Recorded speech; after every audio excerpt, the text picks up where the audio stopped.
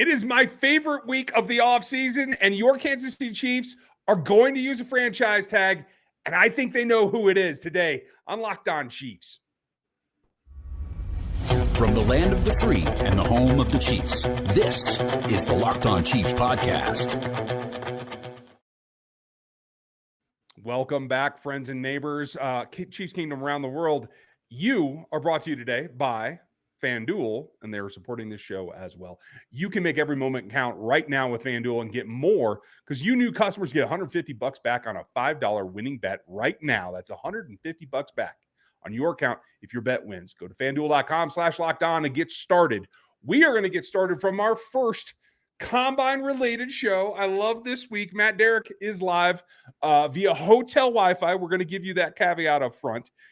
In Indianapolis, giving us the lowdown on what's going on with the Chiefs and across the league, what the whole thing feels like. We're going to get to not just what the team's top needs are in Matt's eyes and what we're hearing there, but some coaching changes and what might be coming, as well as the number one topic here, and that is the franchise tag.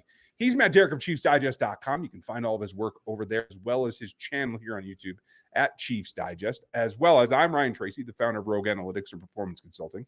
You'll have the Athletic Matrix numbers coming out very soon after the final results are in from this combine. So make sure you go sign up over at rogueapc.com.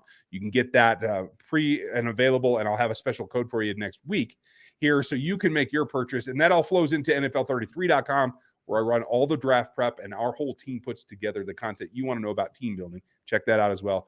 And all your film and fun needs at RGR Football cover this team in depth. I have a lot of places to put stuff, Matt. You have a lot of places to put stuff. The team just has to place one thing, and it's called a franchise tag. And I love how it's like, hey, we're going to put it on L'Jarius or Chris. You don't say. Like, there was no shock today about what was actually said. But I feel like the media is drifting one direction, and I am still not 100% bought and sold that L'Jarius Sneed gets this tag. Because in order to do that, you have to actually sign Chris. There's no way around that. You can't let him walk. It's not in the realm of possibility. So you tell me, from nuance and body positioning and everything you know and maybe have off the record, is this more likely right now in your eyes leaning Chris or leaning L'Jarius?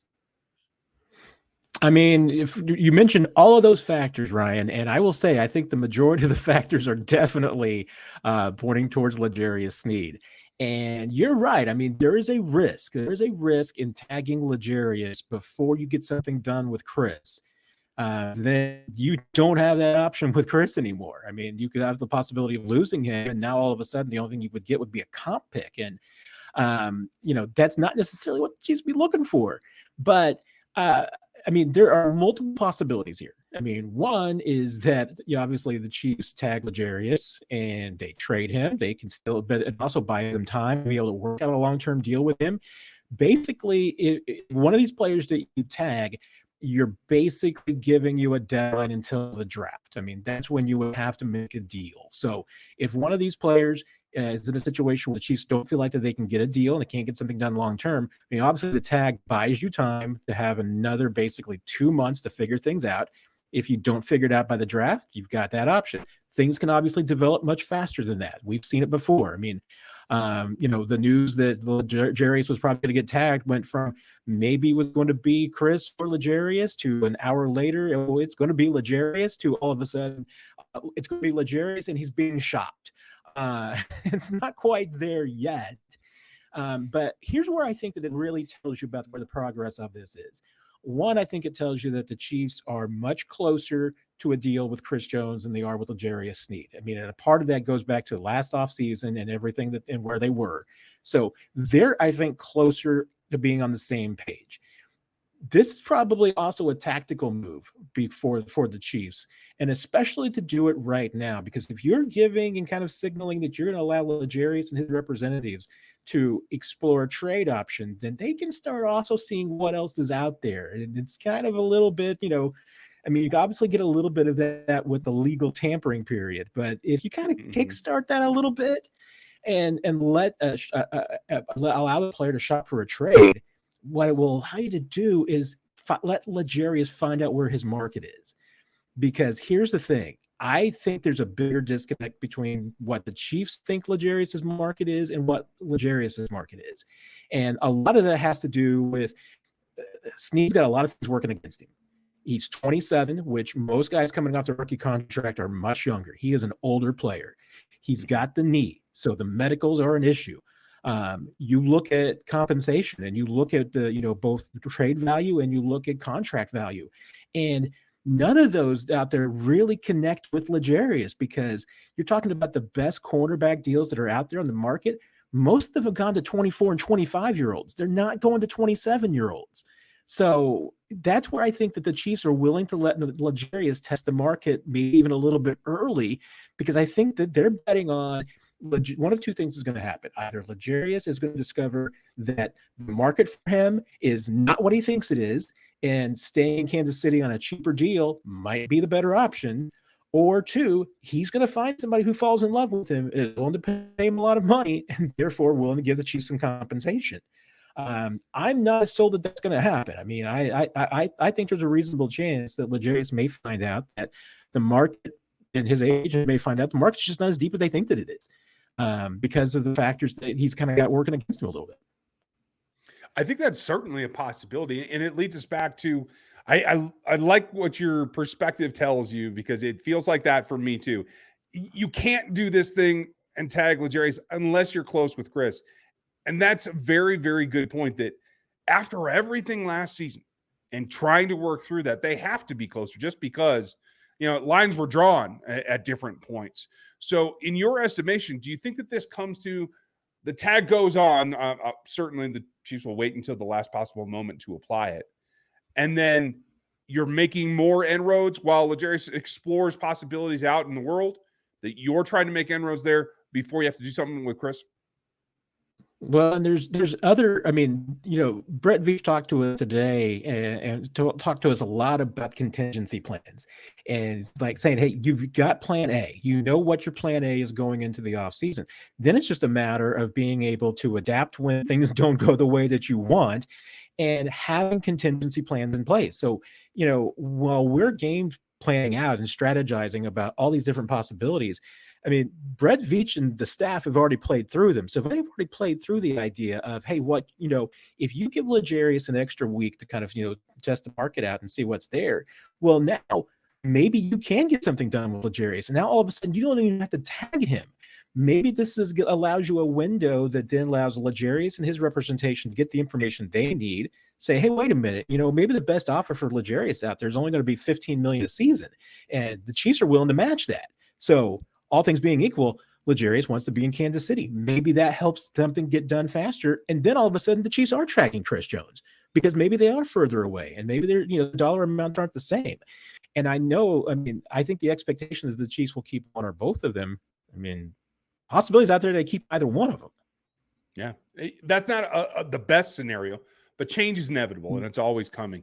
There's always changes going on the staff as well. And we heard at least confirmation of one today. What's going on with who's coaching this team for a triple repeat run coming up next here on the Locked On Podcast Network? There are a few things to get you into the action, and if you want to make buckets, FanDuel's your way. It's America's number one sportsbook, and right now they're giving new customers $150 back in bonus bets with any $5 bet that wins. That's $150 if your $5 bet wins. Makes life simple. You can bet all your favorite NBA plays right now, quick bets, same game parlays, exclusive props, as well as everything else under the sun. You can get in there at FanDuel.com/lockedon and shoot your shot right now at FanDuel, the official sportsbook partner of the NBA. And this show is also sponsored by BetterHelp. And it makes it easy, especially this time of year when there's so many things going on, to let your social battery run down, get yourself spread a little bit thin. And sometimes you need to try to make that right. Get the right amount of interaction going for you and allow yourself some time to recharge. Therapy can give you the self-awareness to build a social life that doesn't drain that battery and allows you to have fun, live your life, and still accomplish everything you're looking for. If you're thinking of starting therapy right now, give BetterHelp a try. It's entirely online. It's designed to be convenient and work around your schedule. and do everything that you need it to do. Just fill out a brief questionnaire. You'll get matched with a licensed therapist, and you can have a session. You go through a few sessions, you can switch therapists at any time for no additional charge. If you just don't like the vibe or you want to try something new, it's there for you to meet your needs. It's your social sweet spot that you're trying to get into. It's called BetterHelp. Visit betterhelp.com/lockdown. You're going to get 10% off right now on your first month. That's betterhelp.com/lockdown.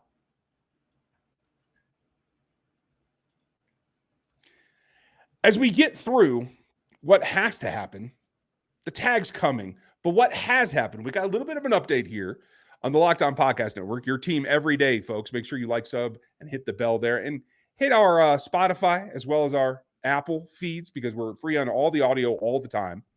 And right now you can check out Locked On Sports Today because it's 24/7 feed. If you want all the information, that is the place to go. So check that out.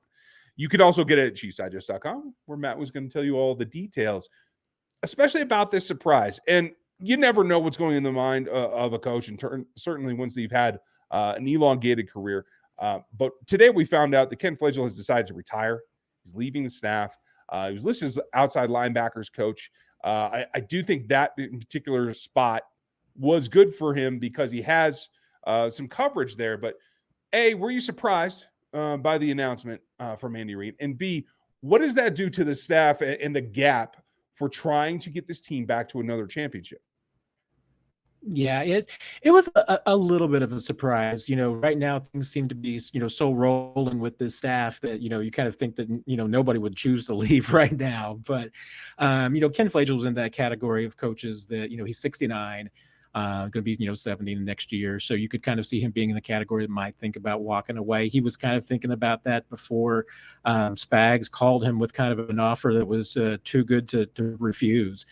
You said, he's this offensive outside linebackers coach, and he did work with the linebackers, but he had a much bigger and more important role than that, which was, I kind of would call him maybe the shadow DC, because he did a lot of administrative stuff for Steve Spagnuolo just to take some things off his plate so he could, focus a little bit more on coaching and, and just some of the day-to-day stuff with the players. So maybe a little bit of the paperwork, a little bit of the game planning. I mean, there were some aspects that he would take off his plate.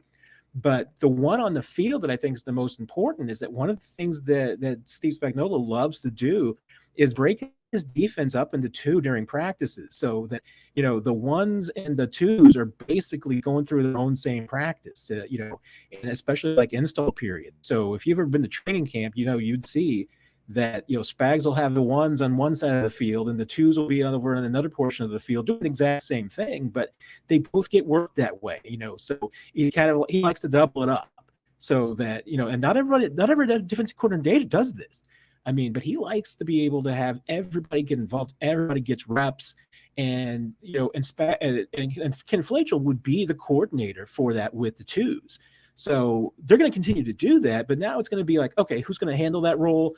And maybe one of the other coaches on staff, they may choose to add another, coach to the staff. I mean, if there's another, guy kind of like a Ken Flagel out there that's maybe a former coordinator, has some experience, maybe just wants a little bit less work, doesn't want to be a position coach necessarily, but is looking for a specific role, still possible that the Chiefs could bring somebody in to replace him in that spot.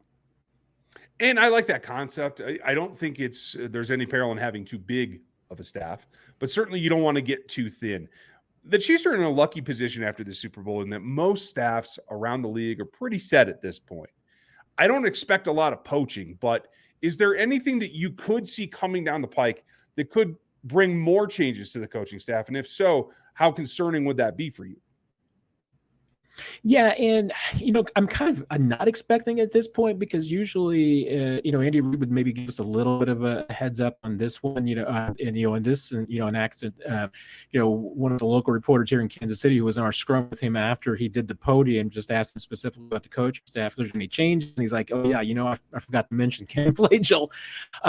He might even just say, sometimes, hey, you know what, there might be some other changes, or just give us a heads up. There was none of that. I mean, he just talked about him and Flagel going back to UTEP and their relationship, and so wasn't just a Spags thing. Andy knew him as well, So there's no heads up there. So I wouldn't necessarily expect any changes. It's always possible that there might be a new addition and there's some juggling of some roles. We saw a little bit of that last year. So if if the Chiefs did make a change, for instance, I know there's a lot of speculation about Connor Embry and the wide receivers coach, that maybe he could move to a new position on staff and a new coach come in. I wouldn't rule out a change like that. But to your point, it seems to me like it would be very unlikely that we're going to see wholesale changes. And the only thing I think we could possibly see would be maybe one or two additions and maybe a shuffling of roles. But I don't think wholesale changes whatsoever at this point. Yeah, and I can see that. I want to say that there's room to do that. And maybe it's about getting a young coach some diversified experience. But I still go back to the idea the top picks is how the staff is not much wide receivers. So I think that's a flip-flop is certainly something that's in the possibilities. Would that be maybe the most likely scenario if the staff stays the same but just adopts different roles?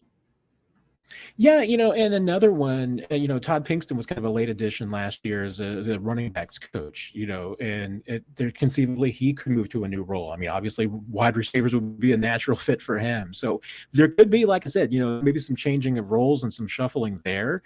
But I would be surprised at this point that, that there would be, anyone major leaving. I mean, sometimes, colleges will come in and sometimes bring in an NFL coach who will now get a kind of promotion at the college level.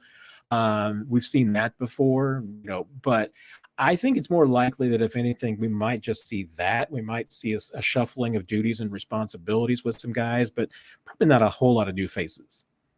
Okay. I think that is reasonable, and we'll see what comes of it.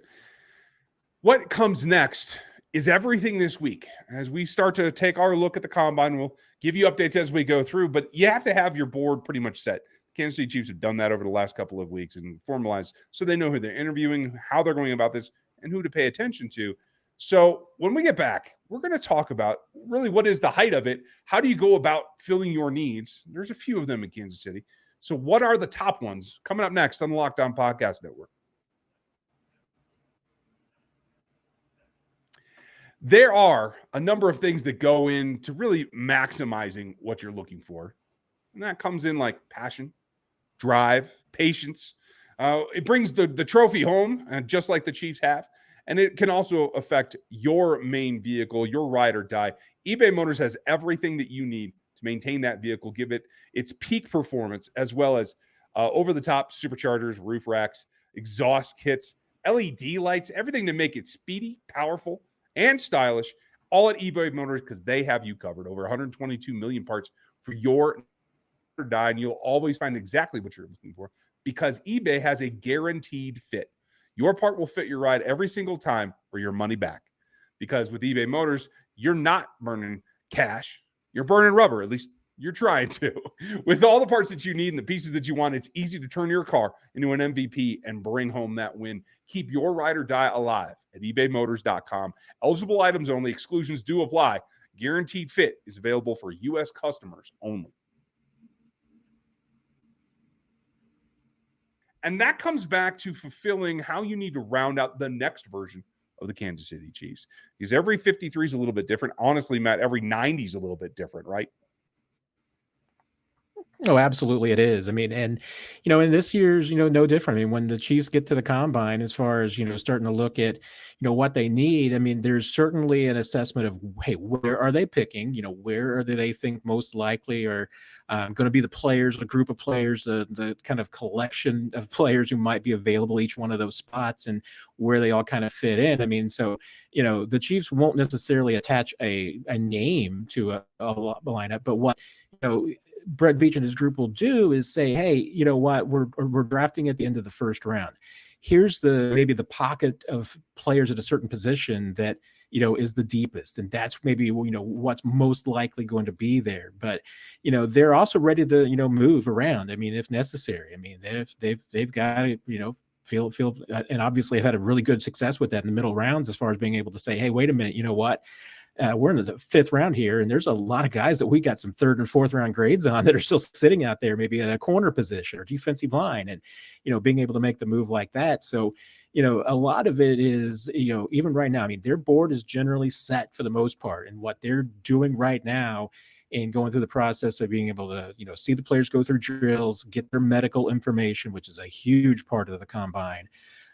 Watching them on the field, doing the interviews, all of that is really just trying to find out, to whether it's going to reinforce their decision to like a player and to select them on draft day, or less likely to take them. I mean, very rarely at this point is somebody just popping up and saying, "Oh, wait a minute, we had a 6th round grade on this guy." No, I mean, he's a 3rd round guy now. Yeah, the process for team evaluators is that they've got scouting reports at multiple times all season long from whatever the prospects are doing at their college level. They already have background from previous years. So this is really the culmination and checking off the list. Now, I always love the combine because I think it displays disparity.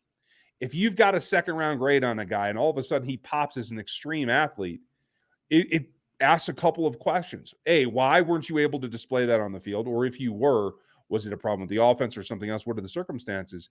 And more importantly, which I do think happens, and I do, as the draft goes on day 3 in particular, I like to take chances on the athletic guys that maybe didn't have an opportunity. But the opposite is true as well. And I'm really interested. For me, the top needs on this team are going to be the left tackle spot, unless they decide to do something in free agency. And it's going to be the wide receiver corps, because I don't think they can take another chance at such a light load carried by the wide receivers in this offense in 24 as it was in 23. So if you look at that, A, would you put those as the top 2 needs? And B, when you look at that, is it more likely that it's bulk, that they're trying to take multiple bites at the apple of these positions? Or is it more, like you said, find your guys, make sure that you have them ranked, and wait to see what's there when you're on the clock? Yeah, you touched a kind of hot button issue that I think is an absolutely great point, and something that, Brett Veach has talked about before, which is, the combine does help you calibrate your ratings a little bit and your board, because exactly what you said is that if a player shows a whole lot more athleticism than showed on tape, you go back and look at the tape now. Did you miss something? Or, is this player showing something they didn't have before? They're developing something. Or conversely, maybe a player doesn't seem to have the burst that you thought that they had on tape. Now you go back and see, well, wait a minute, why'd you like this guy better than his numbers look? I mean, and hey, there's a lot of reasons why that can happen, but it can certainly, affect the team's likelihood to take a player. It won't necessarily change what they think of the player. It will change, what their confidence level is in taking that player. But you're right. I mean, a lot of those needs that you rattled off were exactly what Brett Veach was talking about today. Obviously, he believes that this is a fairly deep wide receiver group, which seems to be the consensus. And so wouldn't be surprised if that's a position that they do hit, is a position of need. He did mention today about addressing and bringing in competition, was the way he put it, at the left tackle spot. Seemed to imply that Juwan Taylor's not going anywhere at the right tackle spot, that they're pretty comfortable with him. He did not, the notion was brought up about maybe Joe Tooney playing at the left tackle, and that wasn't completely dismissed. So I think it's certainly, if he's healthy enough, which, he did tell us that Tooney was not going to get on the field until training camp. His recovery from the pectoral injury was probably going to be about a 3 to 4 month process. So probably won't see him out there for OTAs. Obviously, Wanya Morris said he showed you some good, showed you some bad. At least he got his feet wet. But they do want to have competition at that left tackle spot. So that could be draft, that could be veterans. The one thing that I think was interesting that he brought up was the quarterback spot as well. And that's something that the Chiefs haven't really addressed in the draft since taking Mahomes. And yet this is something that Andy Reid's been known for in the past, as far as drafting a quarterback and developing him. They really haven't done that. I mean, they've had some undrafted guys like Shane Buechele and now Chris Oladokun, but they've been going with the veteran backup. Still a possibility, might re-sign Blaine Gabbert. But Brett Veach kind of talked a little bit about having maybe a guy with a little different athleticism, certainly sacrificial athleticism, is I think the way that I would put it. I'm putting those words in Brett's mouth. Somebody who can run quarterback sneak, but also just an athletic quarterback that could do some of the wildcat stuff that they like to do and not have to use a running back for it. So some of us were talking afterwards, it was like, maybe he just should have said that he wanted to draft Cordell Stewart. I mean, that was kind of the way it was sounding to us, is like, the quarterback that maybe a style of quarterback that Brett would like to have as a backup behind Mahomes, just because then they could do some of those things that they want to do, but they don't necessarily want to put Mahomes in those spots. I completely agree with you, and I have a couple of candidates in mind. I think we're going to talk about those next week after we get the numbers back, and I want to get your take on my theories. Folks, if you want Matt's insights, go over to ChiefsDigest.com and hit him on YouTube here at Chiefs Digest and check that out. If you want all of our information, you can hit our text line. For you locals, we appreciate it. We love you guys. Check it out at 816-357-8781 and get the behind the scenes and all the crazy last second kind of notices that we put out there on the text line. I think you'll like that. Matt, thanks for taking the time and setting up the Eastern studio for the Indy room. I appreciate that very much. Absolutely a pleasure, Ryan. Take care, everybody. And folks, we have a big week planned. You guys know how much I love this time of year. We are going to have more content for you. We're going to break down results. Obviously, the Athletic Matrix is coming, and I'm going to have all the normal breakdowns, as well as my draft guide that will include more film grades than I've ever released before, because it is a ton of work. But be prepared for that. We'll have more for From the land, if I play the right show. And this is what it comes down to, is every single day we're going to have content for you starting tomorrow. Thanks for joining us today, and we'll talk to you then.